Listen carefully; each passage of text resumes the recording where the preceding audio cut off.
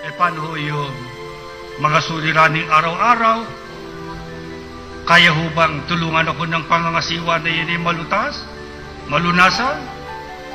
Yung pong makakaya namin, gagawin namin. Yung makakaya ng mga may tungkulin, nakahanda sila na tumulong sa inyo.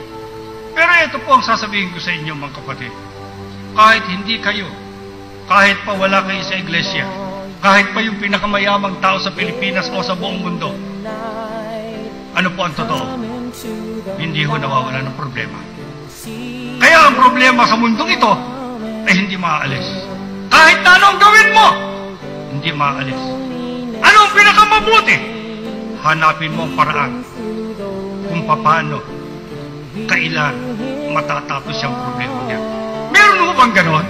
Meron mo bang sinasabi ang Biblia, matatapos na rin ang ating problema? Meron. Ito po lang ang paraan. Apokalipsis 21:1-4.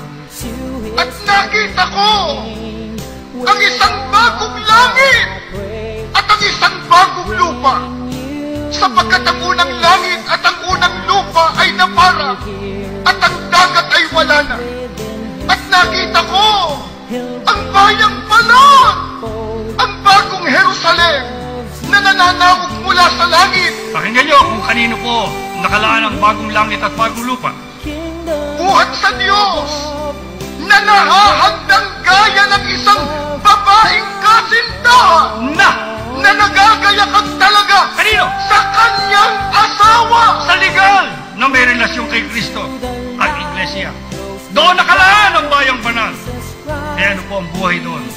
3. At narinig ko ang isang malakas na tinig na mula sa luklukan na nagsasabi, narito, ang tabernakulo ng Diyos ay nasa mga tao at siya'y mananahan sa kanila at sila'y magiging mga bayan niya at ang Diyos din ay sa kanila at magiging Diyos nila. Eto na!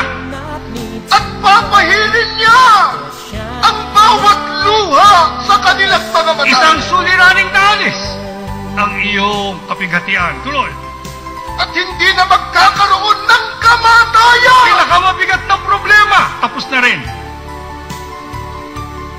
Tuloy mo. Hindi na magkakaroon pa ng dalamhati. Ano pa? O ng panalambitan man. Yung mga problema mo sa hirap. O ng hirap pa man. Lahat. Lahat ba? Ang mga bagay ng una ay naparap na. Yan po lang matatapos ang problema. Kaya po, sinisikap namin kayo ay mapatibay, mapatatag sa iglesia sapagkat ang pinaglalaanan ni Jesucristo ng bayang banal ang kanyang asawa, ang iglesia, na naging tapat sa kanya. Wala nang hirap, wala nang gutom, wala nang dalamhati. Mga kapatid, diyan namin kayo inaanyayahan.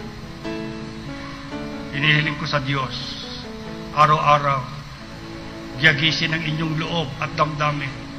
Kung kayo nahihimlay pa sa iba't ibang uri ng pagkakasal at ayaw pa niyong bumalikwas, inihiling ko sa Diyos ngayon sa pagkakataong ito. Gisingin kayo at sabihin sa inyo, malapit na ang araw ng pagtatagpo natin. Gumayak ka na, maghanda ka na. Kung ikaw ay ama ng sambahayan, ina ng tahanan, igayak mo na mga anak mo, ayusin mo na ang sambahayan mo, patatagin mo na ang inyong tahanan sapagkat si Jesucristo pagdating, tapos na ang lahat ng paghahanda. Yun ay pagbibigay na ng gantimpala para ikay magmana ng walang hanggang buhay. Kaya hinihiling mo sa Diyos, Ama, basbasan mo kayo ng lahat ng iyong mga anak, pagpalain mo sila bago sila umuwi. Bigay mo sa kanila ang lakas. Gamutin mo ang lahat ng mga sakit, kahit ng katawang pisikal, kahit ng kaluluwa. Lahat ng kadalamhatian, alisin mo. Bigyan mo sila ng kapayapaan sa kanilang buhay. Bigyan mo sila ng tatag at tibay sa pananampalataya. Ngayon pa'y hinihingi ko na sa iyo, buksan mo ang pintuan ng biyaya sa langit at iabot mo sa kanila sa pamagitan ng iyong kapangyarihan ng basbas para sila'y huwag ng bahay malay sa piling. Tumayo kayo, tayo ko'y mananalangin. Ama namin Diyos, alam namin nakatunghay ka sa amin. Alam namin narito ang iyong bugtong na anak para yakapin kami ng kanyang kapangyarihan. Ama, huwag mo kaming bibitawan. Huwag ka sanang mawawala sa aming buhay. Wala na po kaming ibang pupuntahan sapagkat ito ang pinaglagyan mo sa amin para kami makarating sa piling mo. Tunghayan mo mga anak mo. Marami silang bagabag sa mundo. Hinahadlangan sila ng masama para wag makarating sa iyo. Nagmamakaawa ako sa iyo ngayon.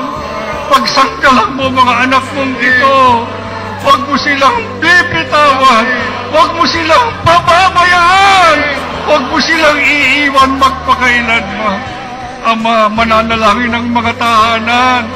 Dadaing sa iyong mga magulang kasama ng mga anak. Puspusin mo sila ng iyong habag. Ilawit mo ang iyong mapagpalang kamay. Tangkilikin at kandilihin mo sila sa pamamagitan ng iyong awat kapangyarihan. Jesus, maawa ka sa mga hinirang mo. Isa-isahin mo kaming tignan. Huwag mong iiwang kahit isa. Pagkakukunin mo na ang mga mapapalad na maliligtas. Isama mo lahat ng narito, pati ng kanilang mga mahal sa buhay. Sa paraang ilapit mo na kami ngayon sa Ama. Ihingi mo kami ng tawad. Ipamagitan ang marami naming kasalanan. Dakilang Diyos, bago kami umuwi, paspasan mo mga anak mo. Saan man sila magtutungo, huwag nilang iwawala ang kaugnayan nila sa iyo. Pagdating ng araw na kukunin mo na iglesia, mahabag ka masama ang lahat ng mga lingkod mo na malaki na ang puhunan sa loob ng iyong banal na iglesia. Patawad, Ama, sa lahat ng aming pagkakasala. Dagdagan mo kami ng pananampalataya. Punuin mo ka ng pag-ibig, pagtitiwala sa iyong magagawa. Inihiling namin ang lahat sa pangalan ni Jesus na aming tagapagligtas.